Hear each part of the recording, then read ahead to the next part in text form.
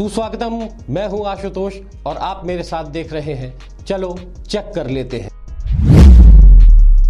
अब जब लोकतंत्र का चुनावी उत्सव शुरू हो चुका है और नेताओं के हेलीकॉप्टर आसमान में गड़गड़ा रहे हैं और उतर कर लोगों से अपने वादे निभाने का प्रलोभन दे रहे हैं, ऐसे में सड़क का और ज़मीन का क्या हाल है, ये हम अपने इस कार्यक्रम में चलो चेक कर लेते हैं में आपको बताने की पूरी कोशिश करेंगे। अब बात हम अपनी शुरू करते हैं वहाँ से जब 5 साल पहले भारत में एक नई सरकार का उदय हुआ था और उसी के साथ साथ उदय हुआ था आम आदमी में एक नए विश्वास का कि सरकार 5 सालों में कुछ न कुछ ऐसा जरूर कर दिखाएगी जिससे आम आदमी की ज़िंदगी में परिवर्तन आएगा। तो आज जब ग्राउंड रियलिटी चेक का मौका आया है और 5 सालों में ये अवसर आ गया है कि नेताओं का क्या नज़रिया रहा आम लोगों के प्रति, वो हम आपको अपने इस कार्यक्रम में बताने की कोशिश कर रहे हैं। तो आज की जो सियासत है वो सड़क से लेकर स्वास्थ्य, शिक्षा और तमाम ऐसे मुद्दों से जुड़ी हुई है जहां आम आदमी का गहरा सरोकार है।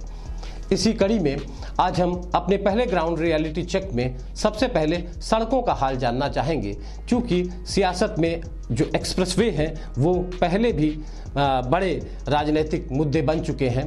गौरतलब है कि आपको बता दें कि सबसे पहला एक्सप्रेसवे मायावती के ज़माने में शुरू हुआ, आगरा से लेकर और दिल्ली तक, जिसे यमुना एक्सप्रेसवे के रूप में लोग जानते और पहचानते हैं। इसके लिए बड़ी कवायद की गई और जेपी ग्रुप जो था उसको लेकर के तमाम सवाल, शक और संदेह भी सामने आए थे। उसके बाद दूसरी सरकार जब 2012 में सामने आई अखिलेश यादव की, तो उन्होंने आगरा एक्सप्रेसवे का शिलान्यास किया और उसका उद्घाटन भी उन्होंने किया।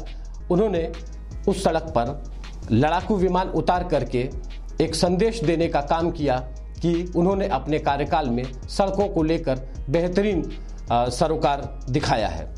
लेकिन इसके बाद जो भूतल परिवहन हमारा विभाग है देश का, उसने ये दावा किया कि यूपीए के दौरान केंद्रीय स्तर पर जो सड़कें बनाई गई थी वो उन सड़कों का निर्माण का जो काम था वो बहुत ही धीमी गति से चल रहा था और जब भारतीय जनता पार्टी की सरकार आई है तो उसमें बहुत तेज़ी आई है।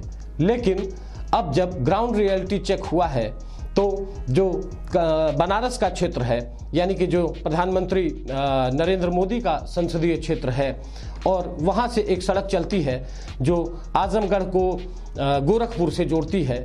ये 200 किलोमीटर का जो फासला है वो पिछले 7-8 सालों में पूरा नहीं हो पाया है। इसमें ये साफ पता चल रहा है कि सरकार ने किस गति से काम किया है। तो ग्राउंड रियलिटी चेक में जब हमने बनारस की सड़क पर जाकर के देखा तो पता चला कि 5-6 साल पहले शुरू हुआ ये काम अभी भी पूरा नहीं हो पाया है, जो निश्चित रूप से सरकार के दावों की पोल खोल रहा है।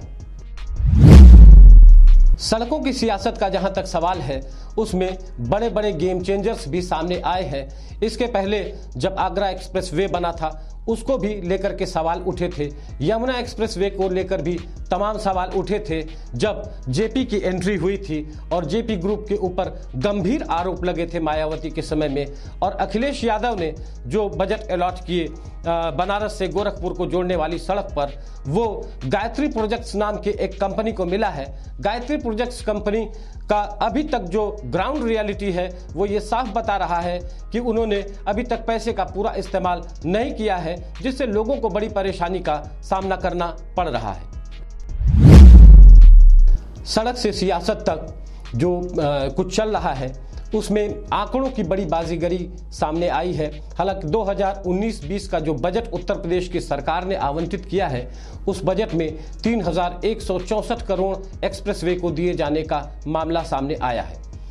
3164 करोड़ रुपए में 1000 करोड़ रुपए पूर्वांचल एक्सप्रेसवे को दिए गए हैं, वहीं 1200 कुछ रुपए बुंदेलखंड एक्सप्रेसवे को अलॉट किए गए हैं। ऐसे ही गोरखपुर लिंक एक्सप्रेसवे को भी 1000 करोड़ से कुछ ज़्यादा रुपया देना का बजट का प्रावधान हुआ है, लेकिन ज़मीनी हकीकत ये है कि काम अभी भी बहुत ही धीमी गति से चल रहा है।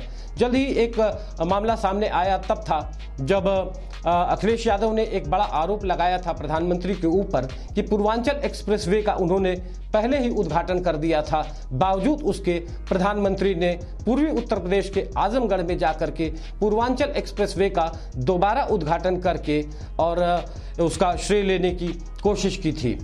ऐसे में आज सड़कों का जो हाल है उसमें ग्राउंड रियलिटी पे यही पता चल रहा है कि जो सड़कें पिछले 5 सालों से 6 सालों से लगातार बन रही हैं और यात्रियों की थुक्का फजियत हो रही है, आने जाने वालों को बड़ी मुश्किलों का सामना करना पड़ रहा है।